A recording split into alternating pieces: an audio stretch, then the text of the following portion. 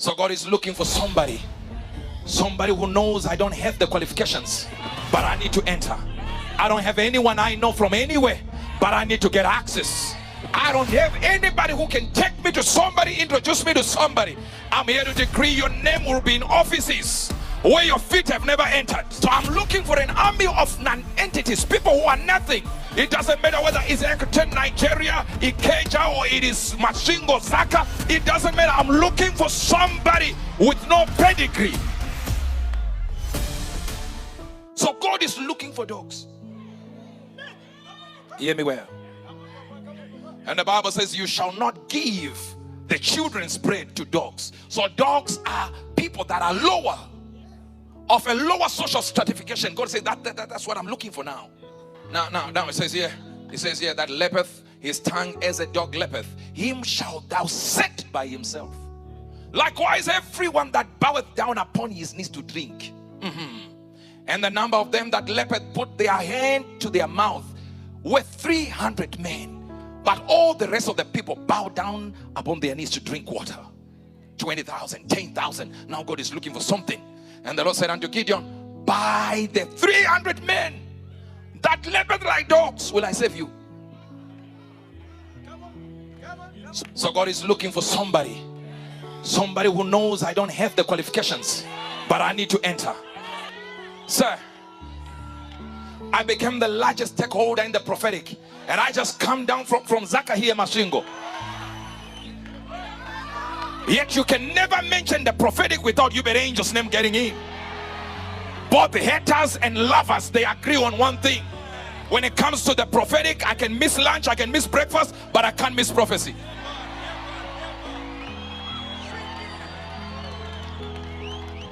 Why? Because I had no qualification, and my lack of qualification qualified me. And Gideon said to the Lord, you are choosing me. I am from the weakest clan, and I'm the least in my father's house. Gideon said, no, you can't choose me. I'm the least in my father's house, number one. Number two, when it comes to clans, I'm from the weakest clan. My family is poor in Manasseh, and I'm the least in my father's house. So God begins to use a man called Gideon from the weakest clan, who is the least in his house, and lost 20,000 soldiers, and they went to 10,000 soldiers until he was left with only dogs. It is God's modus operandi to use people that look like nothing, act like nothing. They seem like they are from families who are nothing, and God transforms them into powerhouses in the kingdom. I don't know if God say, come here, you come, follow, son, follow. So you are in the line like this. He can think he is the first, and this one will think he's the second. But you never know with God. God will be with this side and say, turn around. So I don't know if you are hearing what I'm talking about. So there are majors in the realm of the spirit, people who look like nothing, acted like nothing, seemed like nothing, that God begins to lift. If there is only one person who says, I do not care how I was born, I don't care how I failed A level, how I failed O level, how I only entered in grade 7 or standard whatever. The idea is the qualification of God is not as men choose. See, the season we are in now is what we call the ember months. Most people die between in this month, September, October, November, December, because we call them the ember months. And see, this is where we get more birth and more death. The reason is simple, because we do not have a lot of men that have risen in our villages, in our cities, in our regions and in provinces, in our countries, who say, I am the gatekeeper of this nation and a gatekeeper of this village. Let me explain. Right now, your focus should be on this verse that says, because of ignorance, my people perish. Then he also says, we are not ignorant of his devices. That means we know the tactics and the apparatus of the enemy. But when we know this, we have a problem. This is what we call embryonic theologue. Tension in the text, in theology. If you skipped school, I can't help you. But today is for people who didn't go there, who just need the qualification of Jehovah. Am I talking to somebody? A man called Tommy Hicks. Nothing. He was just a man like you. Sir, are you here? In his room, he decided, God, I'm going to do 40 days, 40 nights. No eating, just drinking water. 40 days, after 40 days, 40 nights. He waited on the 40th day as he finished this fasting for God to appear and an angel to appear. God did not talk. He revived his body again and said, I'm starting 40 days and 40 nights. Another one. He did another one. God did not speak. You play around with God, eh? God didn't speak nothing. He said, God, I'm going again for 40 days and 40 nights. After 40 days and 40 nights, are you still here? After 40 days and 40 nights, an angel stood. Said, now you have gotten through. Now go to Argentina. I will give you a name, Juan Perón.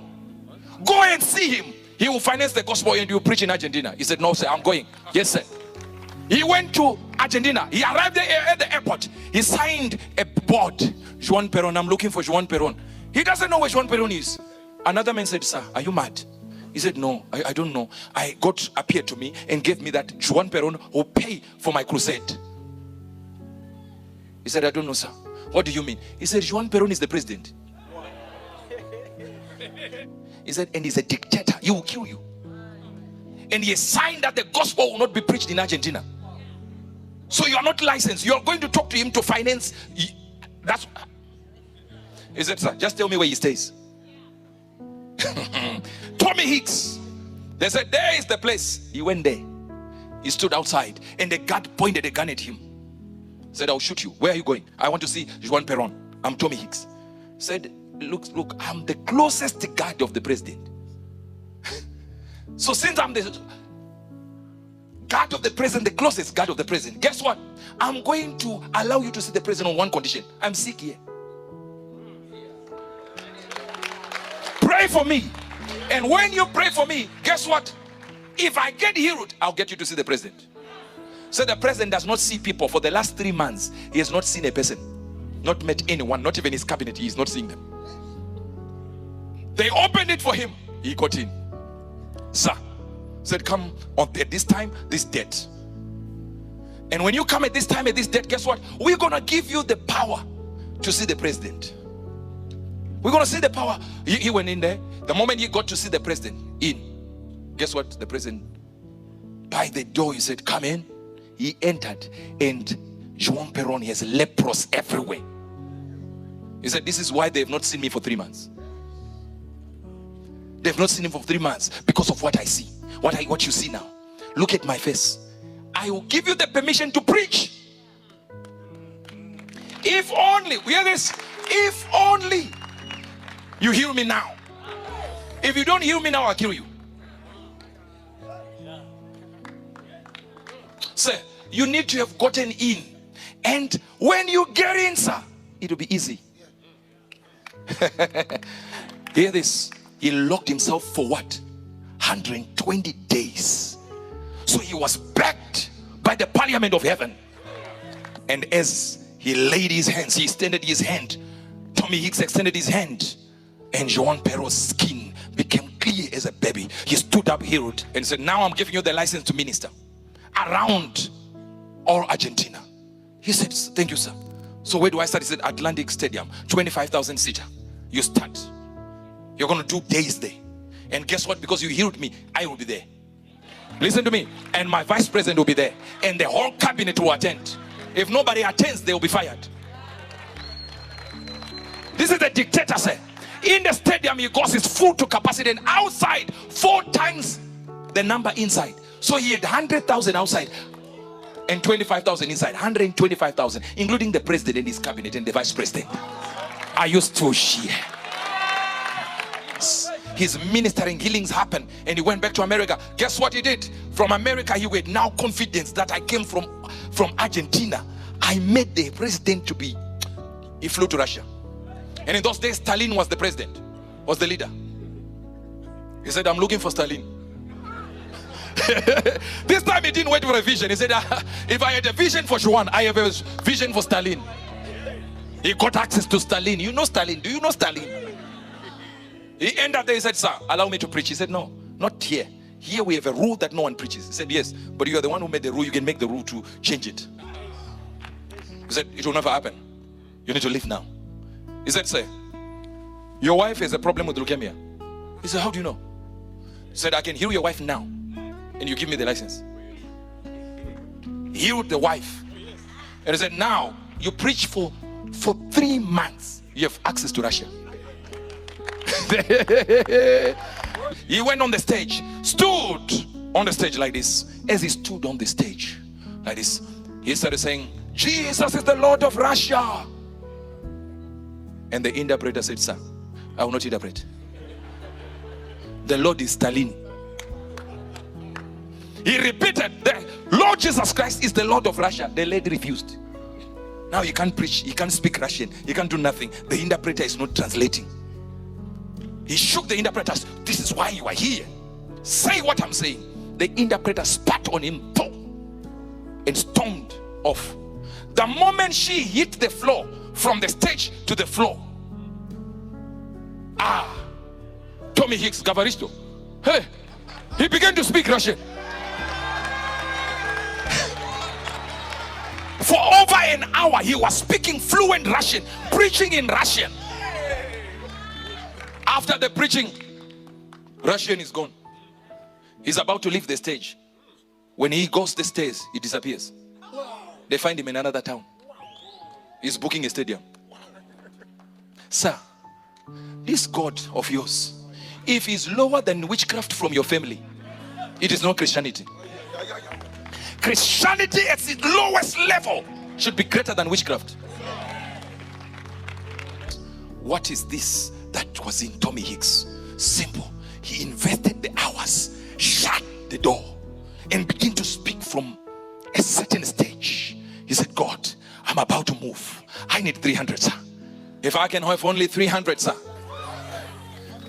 Even in this church now, in the branches around the world, in those branches around the world, if I can have only 300, that's a prophet. I'm willing to be a diehard for this vision. I'm willing to be a diehard in the trenches. I will dig with you. I will follow. I will do whatever it takes. And guess what? I will never be moved. I'm here to announce that God is not looking for your curriculum vitae.